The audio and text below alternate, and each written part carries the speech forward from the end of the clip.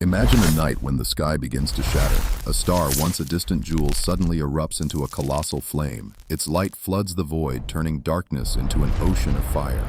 Planets are stripped bare, seas are boiled away, mountains reduced to ashes. Where once there were worlds, now only shadows fall into the furnace of a dying sun. But this is not the end of a single world. It is the fate of every star destined from the moment it is born. Because in the universe, death is never merely destruction. It is transformation, the oldest way the cosmos has to recreate life. Billions of years before dying, every star begins in silence. In the dark corners of the galaxy, immense clouds of hydrogen and helium drift through space mixed with dust and heavy elements, the ashes of ancient suns. For millions of years, they wait cold and still until a shockwave from a dying star sweeps through, compressing the cloud and forcing gravity to take control. The gas collapses inward, twisting into filaments and knots. The rotation speeds up, momentum preserved, and soon a glowing heart forms at the center, still hidden behind layers of dust, shining only in infrared. Surrounding it is a vast accretion disk where icy and rocky particles collide, stick together, and slowly grow. From its poles, the newborn star unleashes plasma jets, piercing through the cloud and carving out immense cavities of light. Inside, the core pressure builds until hydrogen ignites.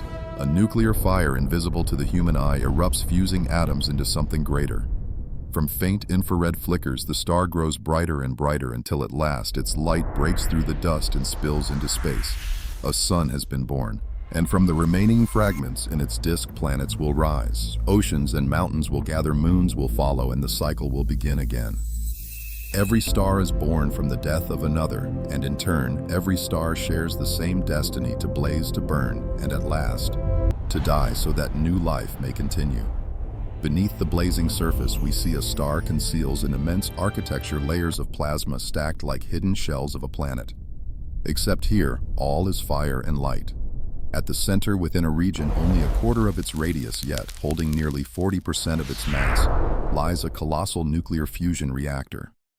Temperatures there exceed 15 million degrees, densities hundreds of times that of water, and pressures 250 billion times greater than Earth's atmosphere.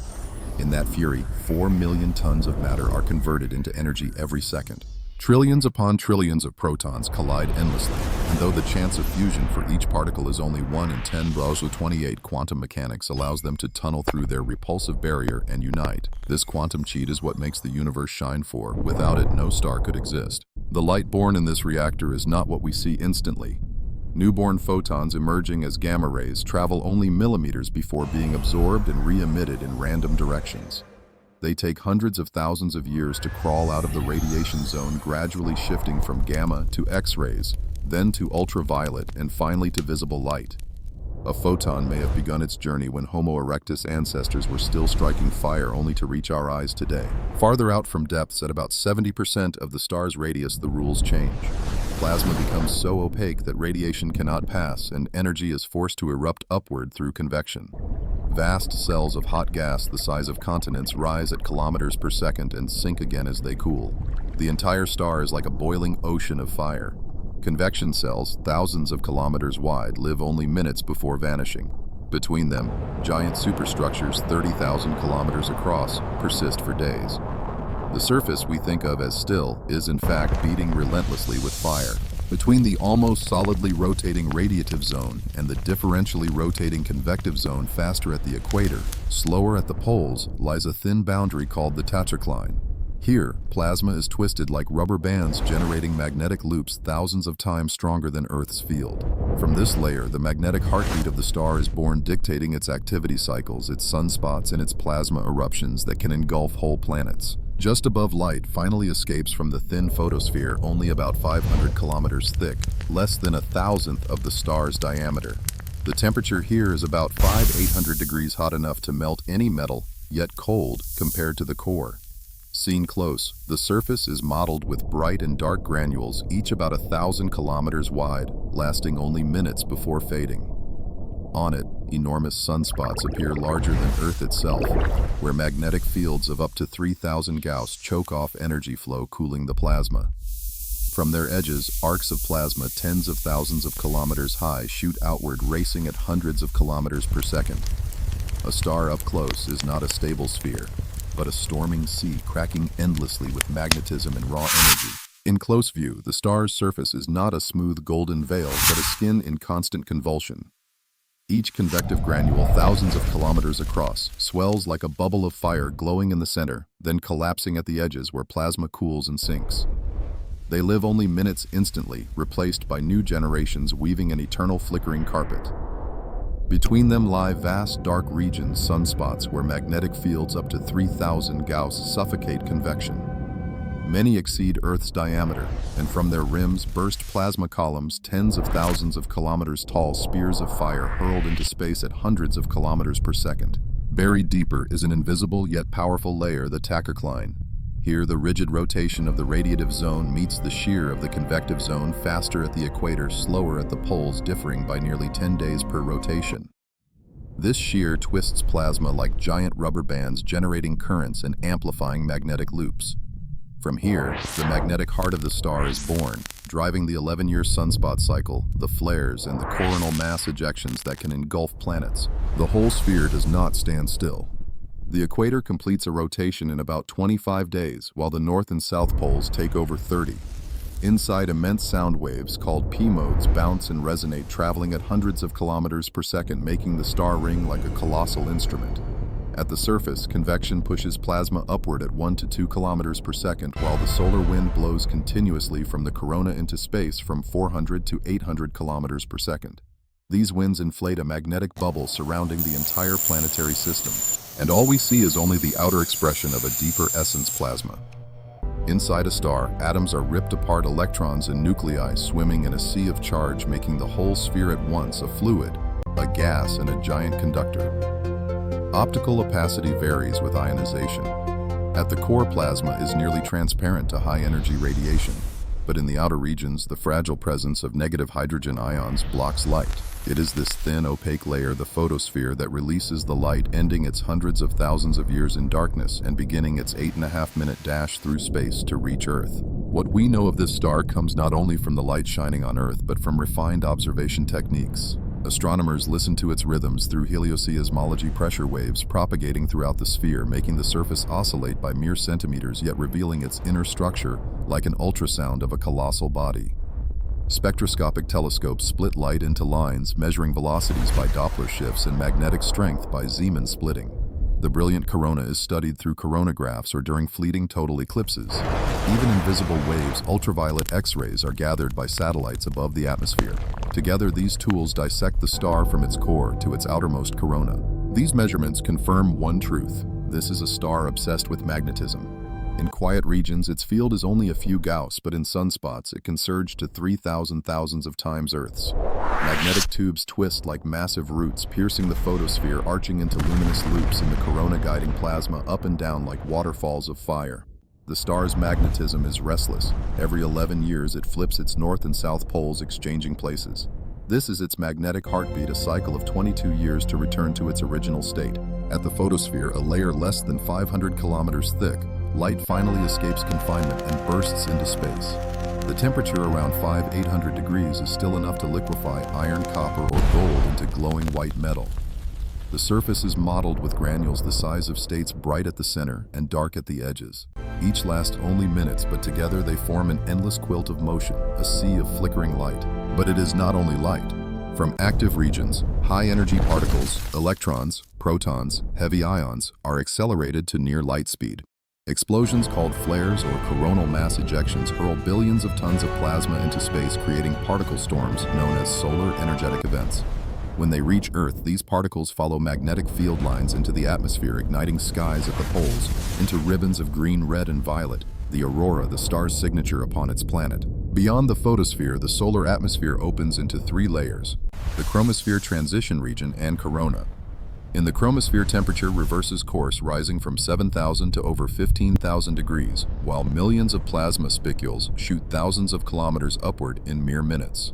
Crossing the transition zone, only a few hundred kilometers thick, temperature leaps into the millions within the corona, where light no longer shines in visible bands but in X-rays and ultraviolet. Here, magnetic fields shape plasma into colossal loops, sometimes breaking free to hurl winds of 400 to 800 kilometers per second into space. That wind never ceases, swelling into a vast bubble, the heliosphere that envelops the entire planetary system. And within this cocoon of plasma, all the worlds, including Earth, orbit their parent star, utterly dependent on its breath and its fury. At the center of the star, where gravity compresses matter until familiar quantities become alien space, resembles an invisible forge. Temperature, 15 million K density, 150 Gauss sim 3's pressure, 2.5 10 to 11. ATM, a realm where hydrogen is no longer a light gas, but the fuel for an ancient ritual nuclear fusion. The true narrative lies in this paradox. If one relied only on classical physics, nothing would happen at all. Proton repels. Proton, the Coulomb barrier, rises to the clouds at nuclear distances, 1 FM. The repulsive potential is on the order of MeV, while the typical thermal energy at 15 MK is only KT 1.3 keV. A wall hundreds to thousands of times higher. If nature only allowed climbing the wall, the stars would be dark. The key is quantum mechanics. A proton is not just a particle, it is also a wave. The barrier is not only for jumping over, but also for tunneling through. Within the Maxwell-Boltzmann chaos, the high-energy tail meets the suppression factor of gamma, forming a narrow window, the gamma window, at energies of only a few keV, where the tunneling probability is not strictly zero. For any single proton, the chance of fusion is absurdly small, about 1 in 1028 collisions. But within a sea of protons, those rare events occur often enough to light an entire star. A chain of reactions begins like this. 2 protons touch. Thanks to tunneling, one transforms into a neutron. Weak interaction, and we have deuterium. Along with it, a positron and a neutrino emerge.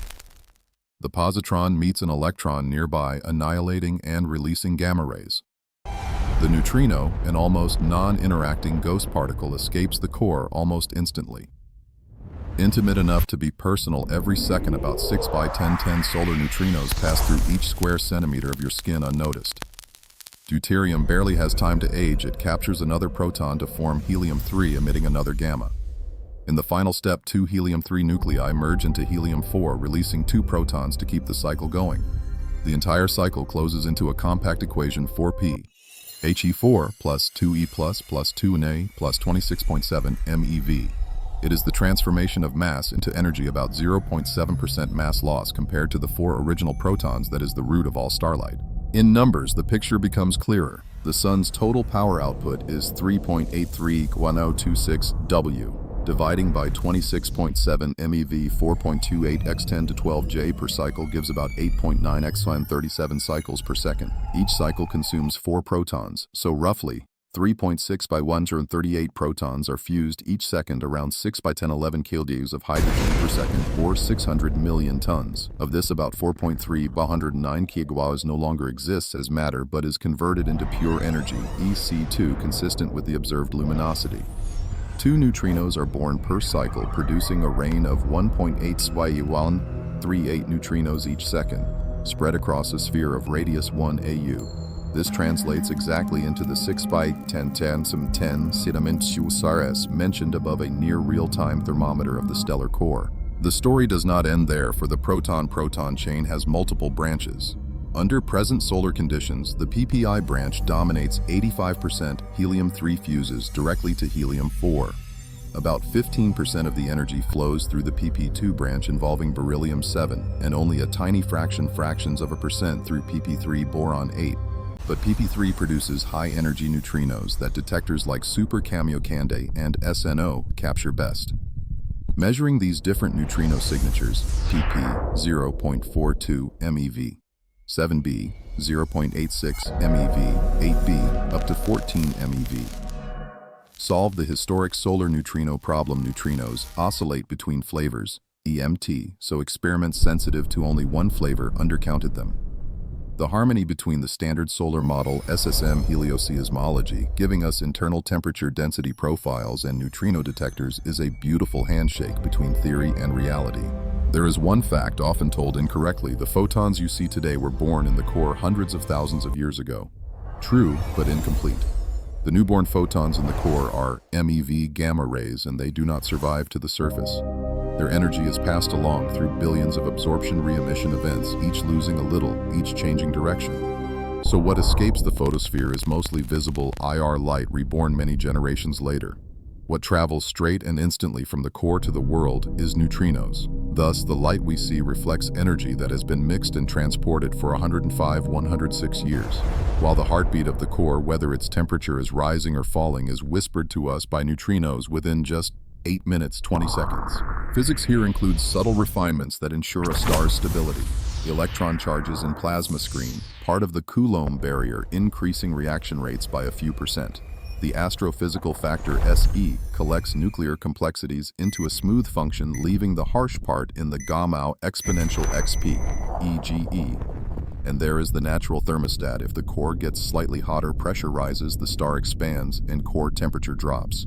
If the core cools, the star contracts, and temperature rises, negative feedback that keeps luminosity stable over billions of years. In more massive stars, the story follows a different alchemy, the CNO cycle. Carbon, nitrogen, and oxygen act as catalysts, carrying protons on their backs to ultimately yield helium-4, but requiring higher core temperatures, 18 to 20 MeK and above, and being far more temperature sensitive.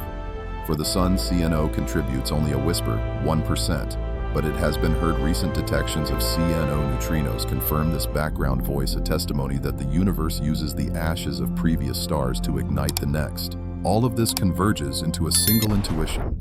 The heart of a star is where classical physics fails and quantum speaks, where mass falls away into light, where every second hundreds of millions of tons of hydrogen are lost by a tiny fraction, 0.7%, yet enough to pay the energy bill of an entire planetary system.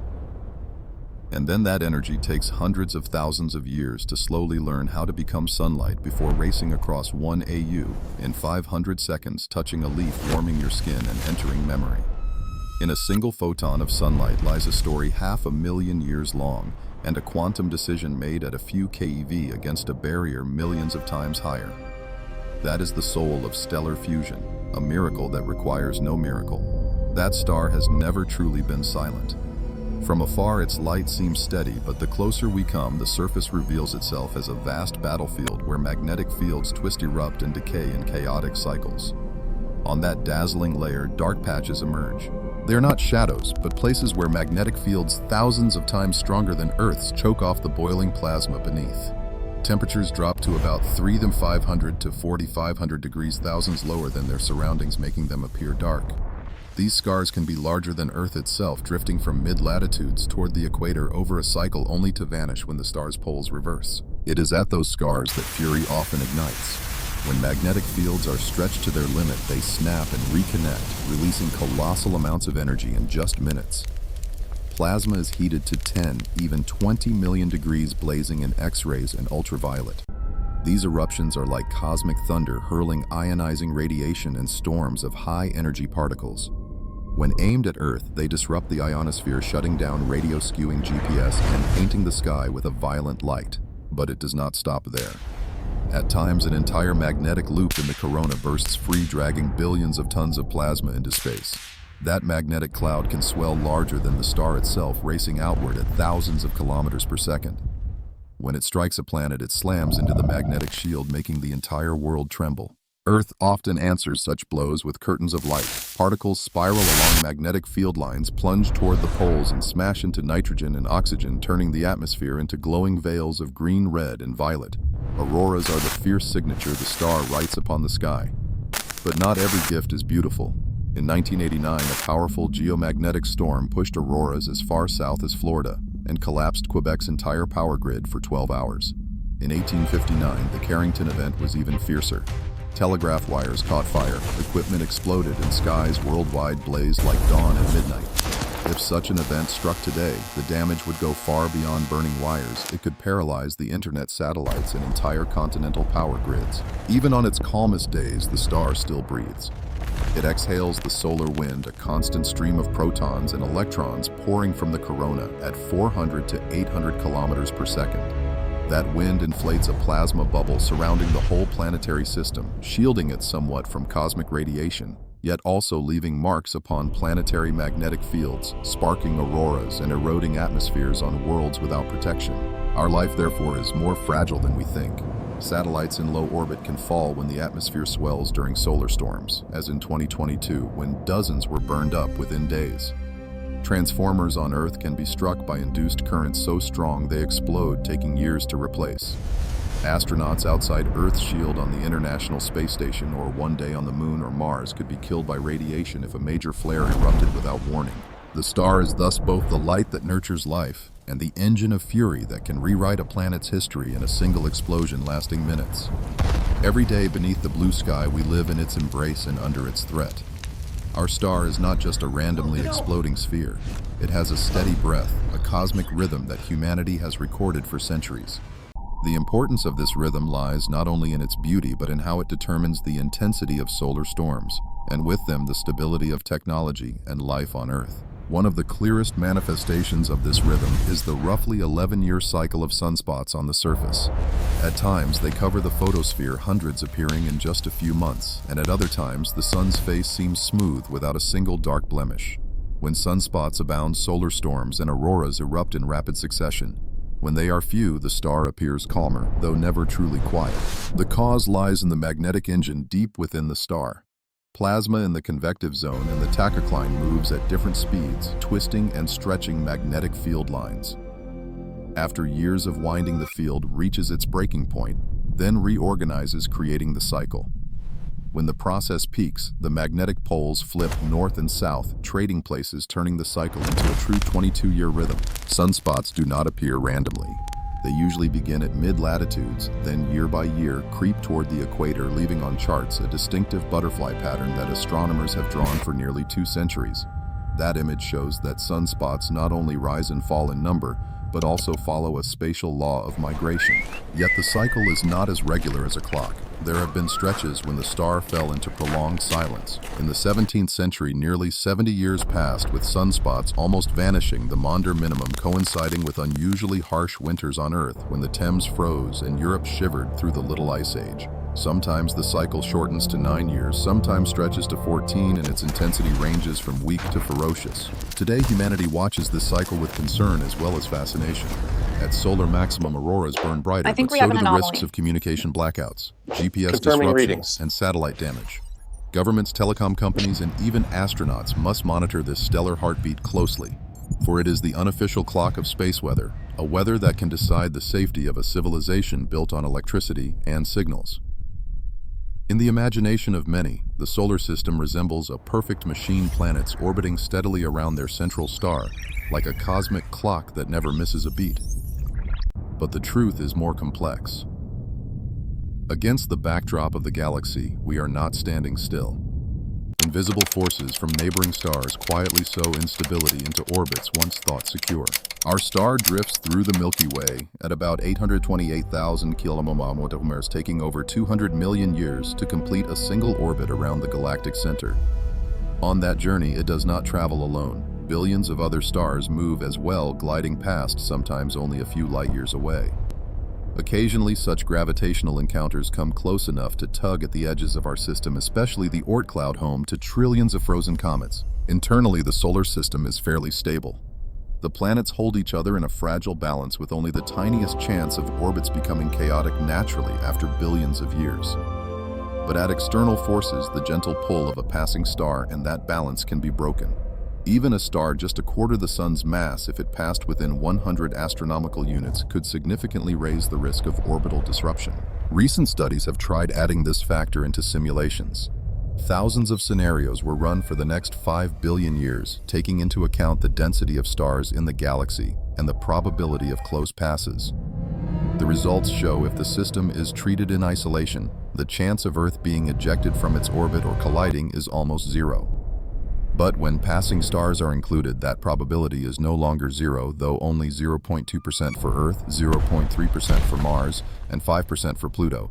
It still exists, and more importantly, such events often occur far sooner than expected. The influence of a passing star can ripple outward like dominoes. A slight tug destabilizes Mercury, then chain reactions can pull Venus or Earth into chaos. Distorted orbits may lead to collisions, or worse, fling whole planets into the depths of space. For the Oort cloud, even a single sweep is enough to send millions of comets inward, raising the chance of impacts on the inner planets. And these near-real scenarios are not just distant theory. The probability of a star passing within 100 astronomical units over the next 5 billion years is about 5%. That means there remains a chance, however small, that the relative calm of our planetary system could be shattered from the outside. In that case, the stability we take for granted could collapse within just 1 or 2 billion years sooner than the sun's natural death. For centuries, humans saw only the sun's surface as a blazing fabric with dark spots and bursts revealed through primitive telescopes. But the new age has brought sharper eyes. With modern instruments, we are uncovering subtle hidden layers that once existed only in simulations. One of the most important breakthroughs comes from the Daniel K. Inouye Solar Telescope atop Haleakala in Hawaii. With a 4-meter primary mirror, it is the largest solar telescope in the world, allowing us to record details as small as 1230 kilos on the surface, tiny as Manhattan, compared to a star over 1 million kilometers wide. And at that resolution, an entirely new world appears. Recent observations show that at the edges of giant convection cells, alternating bright and dark streaks appear like fine threads. In reality, these are magnetic curtains, invisible vertical veils where plasma rising and sinking drags magnetic fields along, creating bright streaks where the field is stronger, darker where it is weaker. These magnetic curtains tower hundreds of kilometers high, yet are only a few dozen kilometers thick, like vertical sheets of fire in the stellar atmosphere. Light passing through them is subtly transformed, revealing unprecedented images of how magnetic fields stitch together the sun's surface. The scientific significance of this discovery is immense. Until now, we knew only of large-scale magnetic structures, sunspots, solar loops, colossal eruptions. Now evidence shows that even on the smallest scales, magnetic fields form complex, ever-changing patterns. These miniature magnetic curtains may help address the puzzling question of why the corona is hundreds of times hotter than the surface. At the same time, understanding in detail how energy moves from the microscopic to the macroscopic scale will allow us to predict solar activity more accurately, from plasma storms to geomagnetic tempests that could cause billions of dollars in damage. We need to confirm the impact trajectory immediately. This discovery shows that even after thousands of years of watching the sun, it still keeps secrets that only reveal themselves when humanity builds the right tools. And each such step not only sharpens the scientific picture, but also serves as a shield for civilization increasingly dependent on technology vulnerable to the star's fury. Within every star lies an unavoidable tragedy. Fuel is never infinite. From the very moment the first hydrogen nucleus fuses in its core, the countdown to its death begins. The central question is not if, but only when and how the star will fade away. When the hydrogen in the core is exhausted, the outward pressure weakens. Gravity, compressed for billions of years, regains dominance, forcing the core to contract and heat up. The rising temperature ignites the surrounding hydrogen shell into fusion. This is the turning point when the balance between pressure and gravity collapses, pushing the star into an entirely new chapter of its life cycle. The surface swells dozens, even hundreds of times. The surface temperature drops, the light shifts to deep red, the star becomes a red giant. In this phase, nearby, planets like Mercury and Venus in our case will be swallowed whole, evaporating without a trace. Earth may escape, or it may be pulled into the expanding outer shell, but either way, it will be scorched, dry oceans, boiled atmosphere lost. Inside the red giant, when the core reaches around 100 million Kelvin, a dramatic event occurs: the helium flash. In an instant, helium begins fusing into carbon and oxygen. A process that had been silent for billions of years now erupts in seconds, releasing immense energy enough to expand the core and temporarily stabilize the star. Afterward, it enters a helium-burning phase lasting about 100 million years, glowing slightly bluer and smaller, but this is only a calm before the final storm. When the helium too is spent, the star has nothing left to burn. It contracts once again, swells violently one last time, then begins to unravel. Powerful stellar winds sweep away the outer layers, leaving the blazing core exposed. For a fleeting few tens of thousands of years, this remnant illuminates a planetary nebula, a glowing multicolored shell spreading into space. It is not a planet, but the radiant shroud of a death. At last, only the white-hot core remains, dense as diamond, Earth-sized, yet 100,000 times heavier, shining quietly for billions of years, a white dwarf, no longer exploding, no longer swelling, only fading light, cooling until it vanishes into darkness. Ironically, that death is also a birth. The heavy elements forged in the core, carbon, oxygen, become the seeds of new planets, of new life. The tragic beauty of a star's demise is that in dying, it sows the future. Every atom of calcium in our bones, every atom of iron in our blood, is the remnant of such a death that occurred billions of years ago in some other corner of the cosmos. Every death of a star is a cosmic funeral, but also a birth. The gaseous shells it blows away do not vanish in vain. They scatter carbon, oxygen, iron, and countless other heavy elements into space, From that stardust, new planets are molded, new oceans are born, and life is given a chance to arise.